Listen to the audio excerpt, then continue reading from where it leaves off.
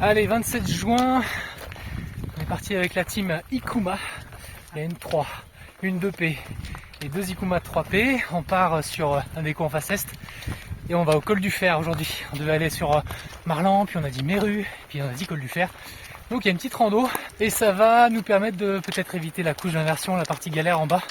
Et l'idée c'est de remonter toutes les faces est des Aravis magnifiques, passer sur Grand Bornand et puis se trouver au Lachat de Thônes, essayer de passer ce verrou, le verrou de Thônes pour aller sur le Parmelan et ensuite basculer sur Annecy. On aura fait le plus dur à ce moment-là. Et après, suivant l'heure, on verra si on a le temps d'aller faire une petite balade dans les Bauges pour éventuellement faire du 100 km. Mais step by step comme d'habitude et adaptation sur les conditions. On a un flux d'ouest aujourd'hui, donc plutôt brise quoi, avec déjà pas mal de petits nuages, une haute couche qui semble un peu instable quand même bien. Il va y avoir du monde en l'air et il va y avoir de quoi faire. Allez, à tout à l'heure sur le déco.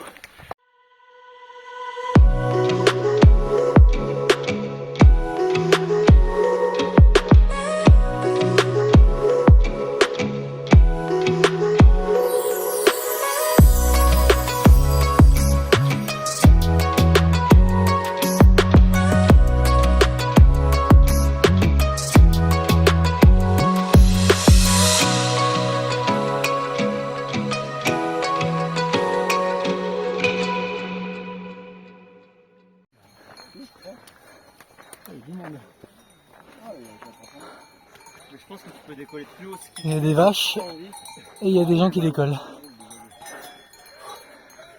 Ça va, c'est dur? Ça va, ça va. Non, finalement il n'y a pas tant que ça en dénivelé, c'était pas long. À peine un quart d'heure, 20 minutes de marche. Ça démarre à 1005.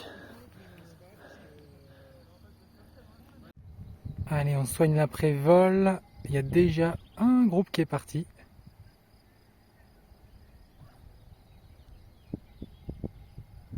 Faut aller chercher là-bas derrière. C'est parti pour un parcours, vous allez voir, assez surprenant avec des choix assez opposés dans le groupe, mais ce sera pour plus tard. Pour l'instant, c'est l'extraction en face sud-est du Charvin. Et sans grande difficulté, on sort gentiment. Alors, secteur nouveau pour tous les quatre, on profite un maximum du paysage.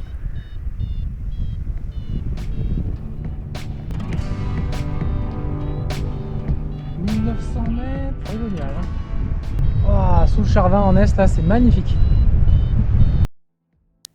Je rappelle les avantages du vol de groupe, le collectif, c'est le balisage du ciel plus efficace, le partage d'informations en temps réel, comme la force du thermique qu'on a trouvé, la ligne plus ou moins porteuse, un danger repéré, et puis bien sûr la récupération en cas de posée loin de la voiture. L'inconvénient, ça peut être l'inertie, on va souvent moins vite, en préparation pour le vol, pendant le vol, mais voilà, l'important c'est pas toujours d'aller le plus vite, c'est d'aller plus loin ensemble.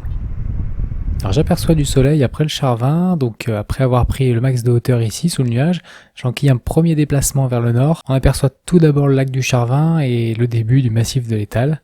Et je me rends bien compte qu'il faudra faire avec une masse d'air assez humide. Les nuages occupent déjà une bonne partie du ciel. Le cheminement n'est pas encore super généreux, alors on s'applique à garder une hauteur confortable dès qu'on trouve un bon thermique. On est pour l'instant assez bien groupés, on s'aide un peu les uns les autres.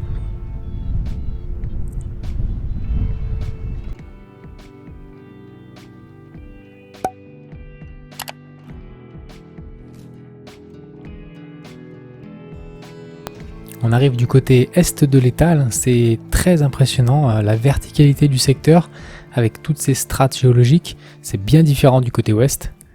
Et je fais le plein du coup à ce niveau-là, je réfléchis du coup à la prochaine transition au-dessus du col des Aravis.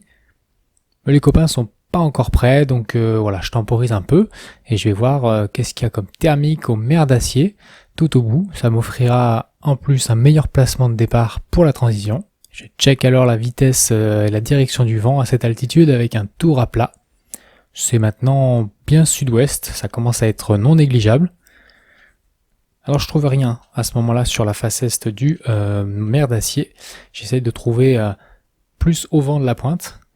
Et je me rends compte que je suis quand même bien contré sur cette zone. Et finalement, grâce à 2 vautours, je trouve un super thermique qui m'envoie au plaf du jour à 2780 dans les barbules.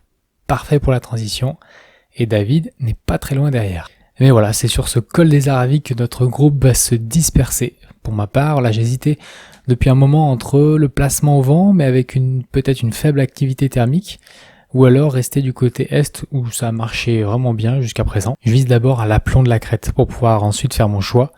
Mais voilà, j'ai un problème de trajectoire. J'ai été un peu distrait parce que j'ai tenté de remettre ma planchette de mes pieds dans le bon axe et je me suis pas rendu compte à quel point je dérivais à droite. Du coup, voilà, je vais me retrouver à la raccroche bloqué côté est. Donc finalement, je suis un peu du mauvais côté malgré moi. Et alors que je vois David au-dessus de la crête, moi je cherche une sortie. Mais voilà, je suis bien maintenant sous le vent de la Grande Balme et je commence à sentir l'altitude où l'air turbulent me retombe dessus.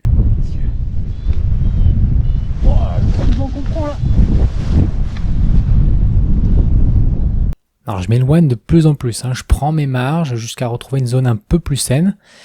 Mais bon, clairement, je subis la conséquence du mauvais choix de placement sur la transition. Je m'attendais pas à ce que ce soit aussi turbulent ici par rapport au secteur précédent, à l'étal. Et il y a bien vers 2400 mètres une zone de barrage où les turbulences m'empêchent de monter plus haut. Alors bon, j'avance un peu plus loin en restant plus bas, en attendant de trouver une solution. Mais voilà, plus de communication avec les copains, je sais pas exactement où ils sont. Alex, semble-t-il, j'entends qu'il est posé au col des Aravis. Et Mehdi et David sont a priori de l'autre côté. Alors moi, en dessous de 2300, je commence à prendre toutes les petites bulles, il y a de moins en moins de soleil. Et au fond, là, je dois passer ce col tout au bout. Mais voilà, la combe, elle remonte de plus en plus et j'ai de moins en moins de gaz sous les pieds. Et comme il y a pas mal d'ombre, c'est le jeu où il faut survivre en observant bien les zones qui viennent de repasser au soleil, celles qui ne le sont plus. Voilà, c'est vraiment comme ça qu'on peut arriver à résister quelques temps. Au milieu de la combe, je trouve un petit 0,5 qui me remonte de 100 mètres. Tant que ça monte, je garde. Et puis je saute sur le rocher en face. Il y a de beaux contrastes. Il y aura peut-être un petit appui dessus. Le décor en tout cas est superbe, mais voilà, je trouve pas grand-chose.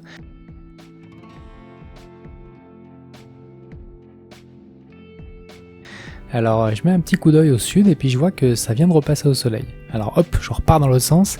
Et puis voilà, si je dois vacher, au moins autant me rapprocher du col des Aravis parce que là, vu la longueur, j'en ai au moins pour 2 heures de marche. Bon, je fais demi-tour, ça vient de repasser au soleil tout doucement ici. On va voir si je peux survivre et remonter. Je m'accroche, je suis à 2000 là, j'ai perdu 200 mètres depuis tout à l'heure. Il y a de l'ombre partout.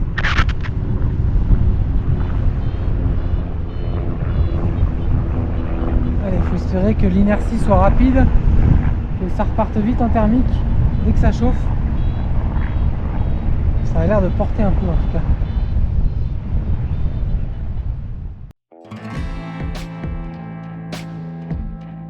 Alors je commence à remonter le vent, je cherche soit un thermique, soit une zone d'appui au vent pour grimper. Je trouve en fait une ascendance couchée. Je remonte tranquillement devant une quinzaine de chamois médusés et j'arrive du coup à nouveau à la hauteur d'un col. Et là il y a 2 choix qui s'offrent à moi. Bon, j'ai réussi à me refaire un peu là, batailler 2300, 2400 là, mais je tape sous le vent encore une fois, j'arrive pas à passer les crêtes. Soit je convertis la hauteur que j'ai acquise dans ce thermique pour rentrer posé au col des Aravis, je reste côté est, soit voilà, je tente de franchir le mur par ce col. Je tâte à nouveau un peu la masse d'air au-dessus de 2400, comme d'habitude, il y a toujours de la turbulence, et je dis bon, il y a peut-être une solution, il y a peut-être une idée qui peut marcher, je peux monter en thermique, tout en étant protégé de la montagne plus haute, là, à gauche. Et en étant plus haut que le col, après, avec une marge suffisante, je pourrais franchir à ce moment-là le col. Ça va marcher, même sans turbulence et sans accélérateur à ce moment-là. Mais bon, petit aparté à ce propos, je recommande pas du tout, vous qui regardez cette vidéo, de refaire la même chose. C'est engagé et risqué. Il faut savoir renoncer quand on a fait un mauvais choix quelque part. Là, c'est passé, mais presque à regret après coup. Parce que voilà, voler sur le vent, c'est pas une chose à banaliser, il y a souvent mieux à faire, trouver d'autres solutions, et voilà, en fin de l'aparté, mais c'est important de le dire. Me voilà au vent, enfin. Après toute cette bataille, je me retrouve du coup tout seul dans le ciel du Grand Bornand.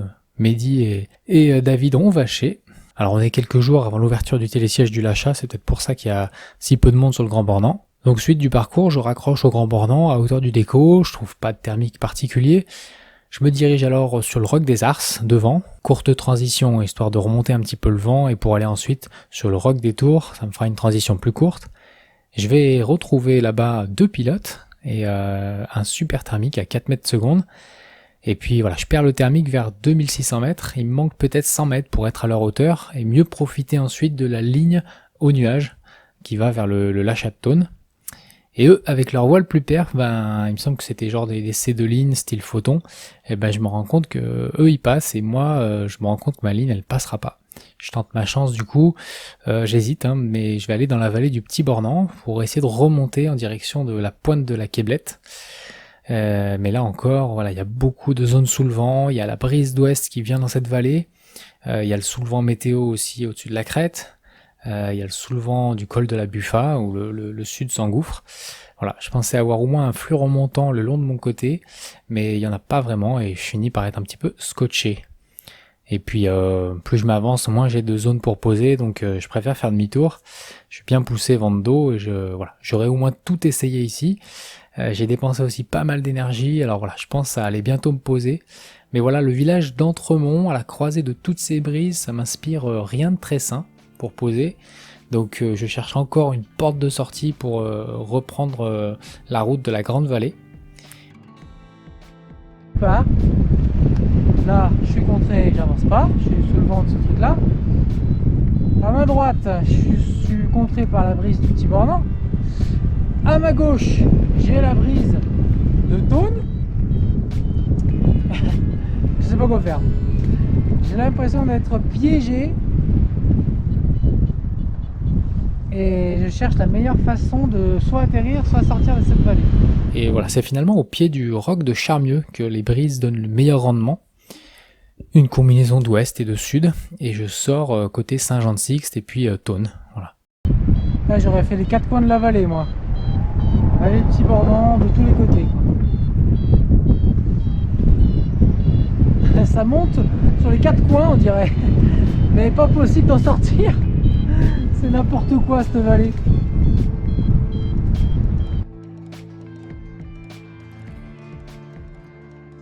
Bon, j'ai refait 2000 de plaf, ça montait plus. Je vais essayer le Lachat de Thônes par la face sud-est, face à la brise de Thônes. Et si ça marche pas, je m'impose au karting.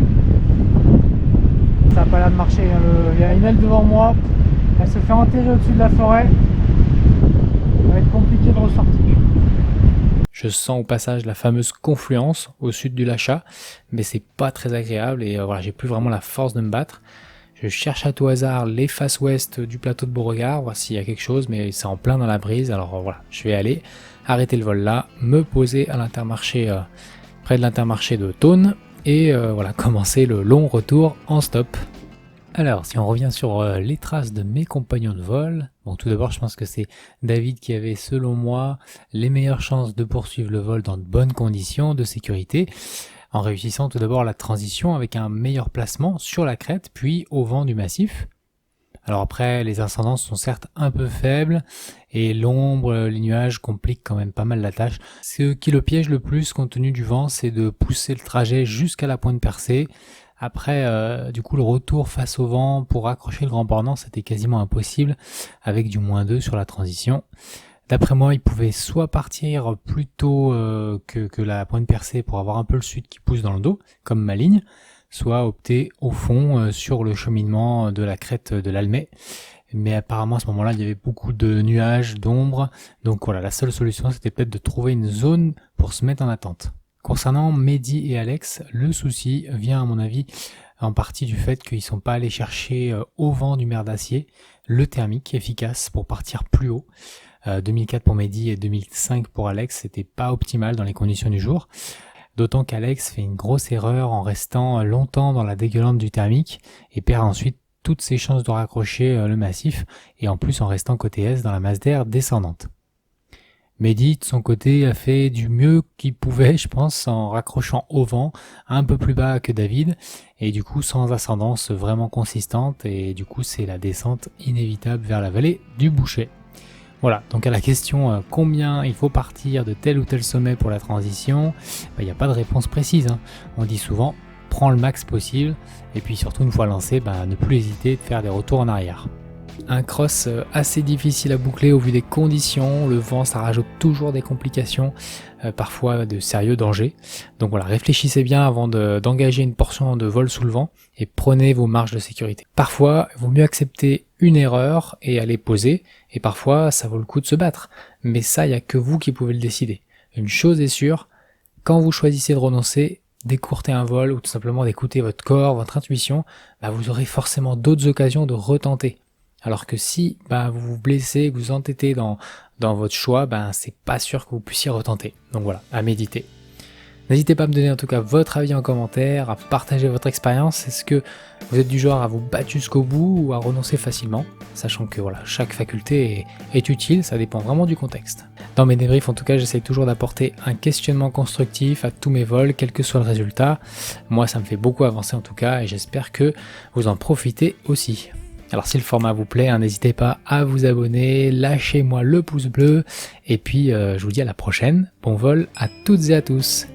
Ciao.